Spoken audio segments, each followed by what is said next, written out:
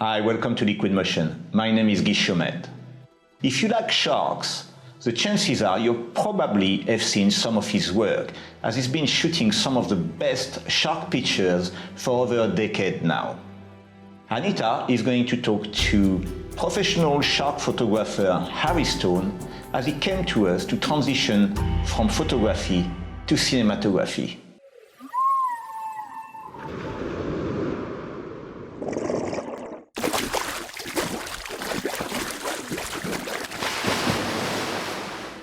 So Harry, welcome. Thank you so much for coming in this morning. Thanks so much for having me, and it's been wonderful to be here with Liquid Motion while I've been in Cozumel. Well, it's been wonderful to have you here. You are a world-famous shark photographer. Your work has been featured on television, in magazines and numerous articles, in advertising. How long have you been photographing sharks for? Oh, about 12 years now. It wasn't really a career progression that I'd planned. I went over to South Africa for a month to meet white sharks because it was a lifelong ambition of mine and I just felt I had to do it. And I've been lucky enough since to be able to work all around the world, taking photos of sharks all over the globe. So you've obviously been very successful with your shark photography. Why are you moving to filming? There's a multitude of reasons. I think that there's probably more scope creatively to tell the stories that I want to tell. I think with still pictures, you tell a snippet of a story. You know, that one picture is a story, but you can tell a much more immersive and a more complex story through filming. And certainly having a conservation angle like I do, and wanting to get messages out, I think it'll be a much better vehicle for that. So how does filming differ from still photography? I think it differs very much. I mean, just one example is in still photography, when you press the button, in a way the process ends, but in filming, the work is only just starting. What I mean is that with a still photo, you do a lot of preparation, visualizing the image and so on, but then you go down and actually taking it is the end of the process. It seems to me very opposite in lots of ways. If you take, for example, I've just spent 12 years trying to keep my camera completely still, and now suddenly I'm supposed to move it. Okay, so you're obviously a very seasoned diver as well as a seasoned photographer. Do you notice a difference in the diving style that you have, or diving techniques that you have to use? Yes, I certainly did, and I think this is one area where, again, Liquid Motion are very good in that Guy is an excellent diver. He's obviously got a background of dive instruction too, which I think is very crucial, because to film, you just have to be even more precise than you are with stills. With stills, you can get away with some sloppiness in your diving, I think. With filming, because it's a part of what you're producing, you know, when you're in the water and you're moving, it's being picked up by the camera. And so any sort of jerkiness or lack of buoyancy or lack of control is going to manifest in your footage. And so, yes, I think that the standard of diving required to be a good filmmaker underwater is obviously going to be higher. Why did you want to take a course in underwater cinematography? Could you not have made the transition on your own? No, I don't think I could have done. As I said, to me it's a very alien concept, and so it would have taken me rather a long time, I think, to get to the level I would have wanted to be at. For me, certainly, it wasn't just the technical side of filming that I needed help with, it was also the thought processes, as we've just discussed.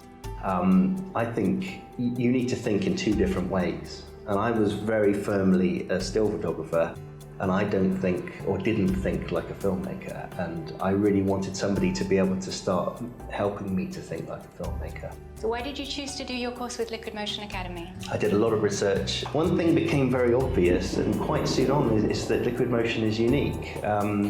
There are many people that will offer to teach you video underwater, but maybe they don't teach you the cinematic style that Liquid Motion do. It's the high standard.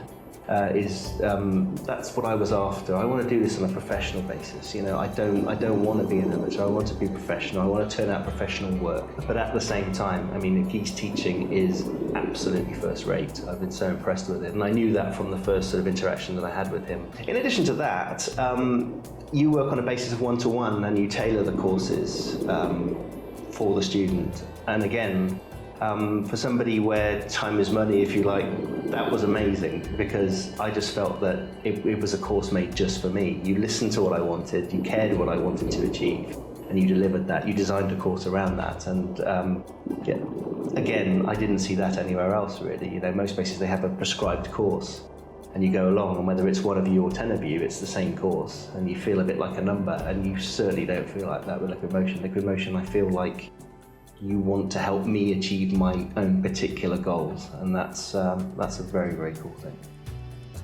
How was the training with Guy and Liquid Motion? It was absolutely incredible. It exceeded my expectations. On one hand, I was a little bit skeptical about whether or not we could achieve what we were setting out to achieve in the relatively short amount of time that I could allocate to this on this particular trip. And actually, that wasn't the case at all. We looked at the footage on the first day, and if you compare it to footage on the last day of the actual course, although we did some practice too, the change was dramatic. I mean, it really was, and I can't believe that there was that much progress in that short amount of time. But then again, it's also very intensive at the same time. Guy puts so much into it.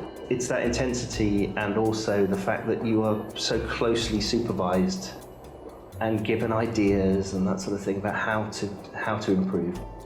Yeah, the process works. It really works, and to a way that surprises you. And I would have no hesitation in recommending Liquid Motion to anybody that is serious. I think you need to be serious to come here, otherwise you're not going to get the benefit of it, you know.